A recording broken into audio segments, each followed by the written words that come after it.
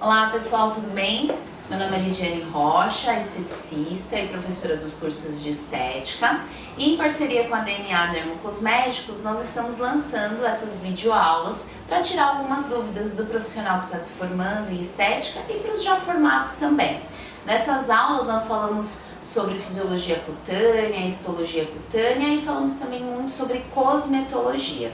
E o tema da aula de hoje é rejuvenescimento. Envelhecimento da pele e rejuvenescimento. Um tema muito abordado, que gera muitas dúvidas ainda. Como eu devo tratar, como meu cliente deve tratar, o que eu posso utilizar, como eu devo utilizar. Então nós vamos falar um pouquinho sobre a fisiologia, né? A etiopatogenia do envelhecimento, por que a gente envelhece, como a gente envelhece, e também sobre possíveis formas de tratamento, principalmente as formas da cosmetologia.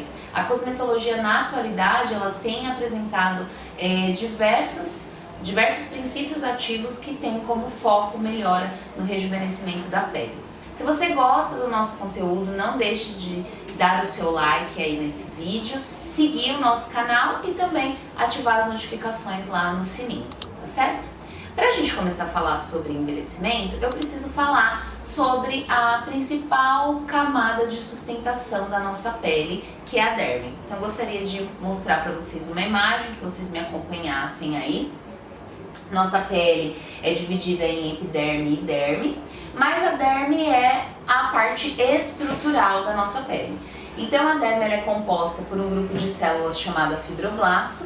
Essas células são responsáveis por sintetizar o colágeno, a elastina e as glicoproteínas, a famosa matriz extracelular. Então todas essas fibras associadas a esses géis, né, a esses açúcares dérmicos, é o que dão sustentação para a nossa pele.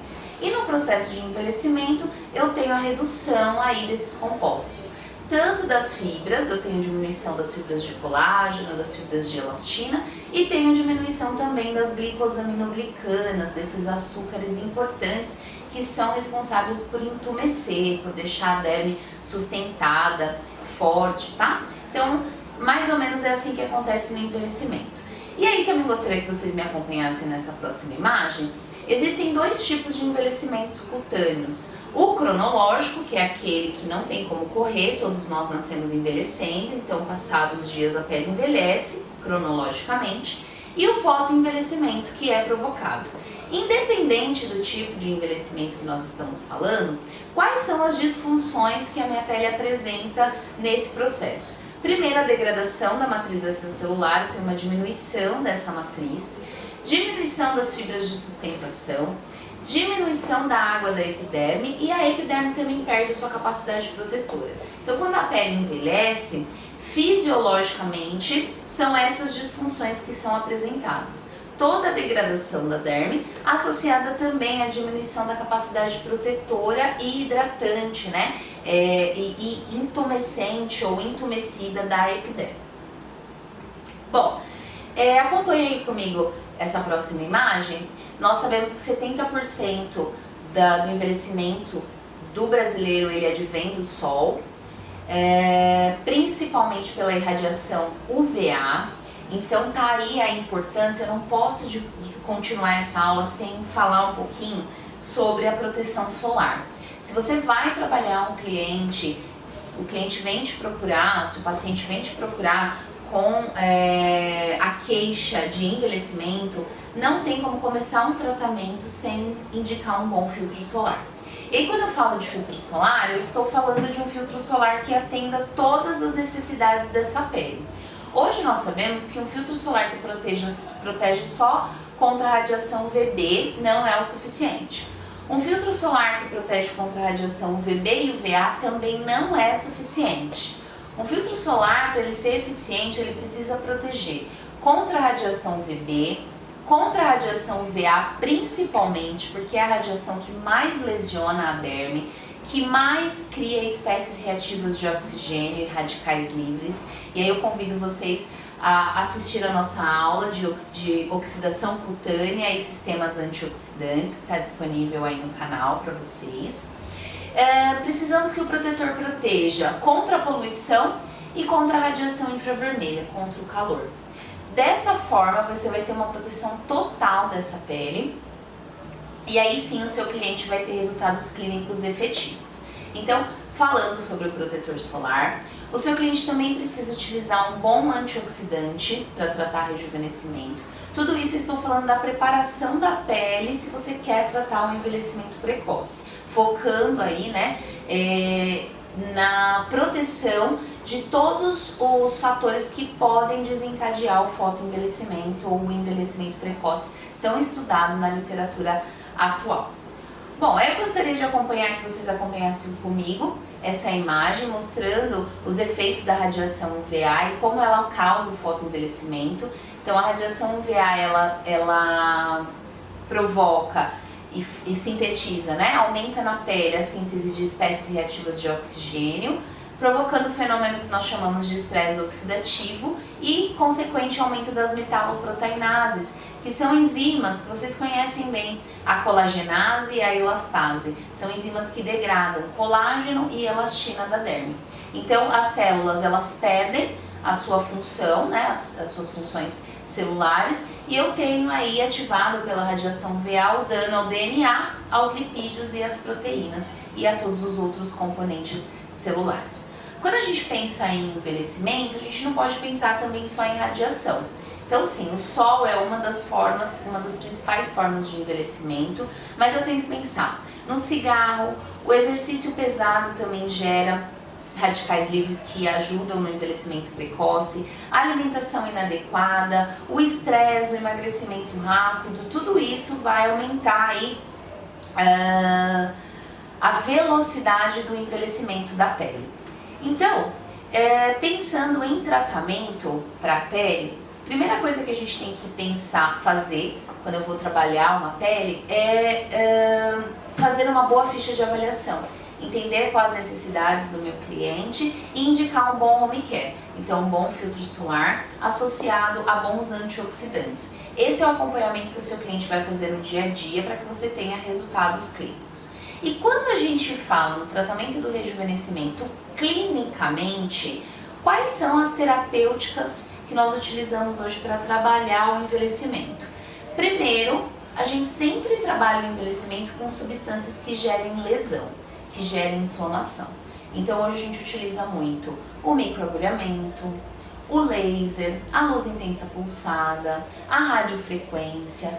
Todas essas terapias vão gerar lesão cutânea. Então eu gero uma lesão que vai desencadear uma inflamação e automaticamente, assim que eu inflamei essa pele, o meu fibroblasto vai reparar. Então ele vai fazer colágeno, vai fazer elastina para reparar aquele dano que eu causei na pele. Por isso, a maioria das terapêuticas utilizadas para o envelhecimento focam aí na provocação de uma inflamação cutânea. Mas não basta só inflamar. Além de inflamar, eu preciso utilizar, junto com essa inflamação, princípios ativos que vão ajudar na reparação dessa pele. E aí eu gostaria de falar e mostrar um pouquinho para vocês sobre as novas tecnologias que são utilizadas principalmente para o rejuvenescimento. E aí eu não posso deixar de falar sobre os fatores de crescimento e os peptídeos bioidênticos que são muito utilizados na cosmética atual. Então essa imagem mostra aí para vocês quem são os fatores de crescimento, né? Então os fatores de crescimento são citocinas, são proteínas muito pequenas, são substâncias endógenas produzidas pelas nossas células. Sempre que eu tenho uma inflamação, por exemplo, assim que o macrófago faz a limpeza na região que foi inflamada, né, que foi agredida, ele faz a liberação de fatores de crescimento. Esses fatores de crescimento, eles são sinalizadores, então eles são responsáveis pela comunicação celular. É uma comunicação química. Essas ocitocinas, elas vão até um determinado grupo celular e indicar uma função. Então, para elucidar essa ideia, por exemplo, elas vão até o fibroblasto, alguns fatores de crescimento chegam até o fibroblasto para dizer ao fibroblasto que já pode começar a fazer colágeno para reparar esta pele. O que a indústria cosmética fez? Sintetizou em laboratório, né, essas substâncias, ela mimetizou, então ela fez muito parecido com os nossos fatores de crescimento endógenos, essas substâncias, e colocou, agregou essas substâncias à cosmetologia. Então hoje os fatores de crescimento são a melhor forma de trabalhar paralelo à inflamação para induzir o reparo, para melhorar a qualidade do reparo cutâneo. E aí nós temos diversos fatores de crescimento já utilizados em cosméticos. Eu queria apresentar alguns para vocês, tá? Eles têm os nomes diferentes, então, enfim, às vezes gera mesmo um desconforto e algumas dúvidas, mas eu vou tentar mostrar alguns para vocês. Já vou aproveitar e vou mostrar para vocês o Serum Factor da DNA, então é o DNA Complex Factor. Ele é um sérum desenvolvido para usar junto com terapêuticas inflamatórias, então eu posso utilizar com a radiofrequência, eu posso utilizar no procedimento de microagulhamento, eu posso utilizar no procedimento de luz intensa pulsada para potencializar o efeito dessas inflamações e quantificar a reparação, tá? Melhorar a reparação. Esse sérum ele foi desenvolvido com 3 tipos de fatores de crescimento. Vou apresentar eles para vocês. O primeiro fator de crescimento é o EGF, que é o fator de crescimento epidermal. Qual a função do EGF? Renovação. Ele vai aumentar a sinalização de renovação nas células da epiderme. Então aquela renovação, turnover celular, que acontece de 28 em 28 dias nos queratinócitos, ele vai diminuir este tempo. Então ele faz a renovação da pele. Os dois outros, tá? O beta-FGF e o TGF-beta3 são fatores de crescimento que induzem proliferação de MEC, de matriz extracelular. Então vão aumentar na derme a quantidade de elastina, de colágeno e de glicosaminoglicanas, ou seja, melhorando aí toda a estrutura da pele. Então, esses fatores vocês vão encontrar na cosmética atual diversos sérums à base de fatores de crescimento. Eles têm algumas contraindicações, claro, a gente não utiliza, por exemplo, fator de crescimento em pacientes oncológicos. Alguns tipos de fatores de crescimento não podem ser utilizados em regiões com melasma, isso a literatura já provou. Eu pioro o quadro do melasma. Então, antes de fazer o uso e comprar um fator de crescimento, é interessante que você avalie todos os fatores que tem na composição. Então busque na literatura quais são os efeitos, né, sistêmicos, os efeitos tópicos desses fatores de crescimento, para que você consiga indicar para o seu cliente o melhor fator de crescimento. Hoje nós já temos fatores de crescimento usados para clareamento, eu mostrei para vocês, até convido vocês a assistirem a aula de clareamento cutâneo para peles brasileiras e asiáticas, onde eu falo de um fator de crescimento que se chama nopigmerin, que é muito utilizado aí para o tratamento de clareamento. Ele é um princípio ativo que diminui a cascata de formação de melanina. Então eu já tenho fatores de crescimento rejuvenescedores, cicatrizantes. O EGF é um fator de crescimento que induz renovação celular. Eu tenho um fator de crescimento clareador. Então hoje a cosmética trabalha muito na base da sinalização.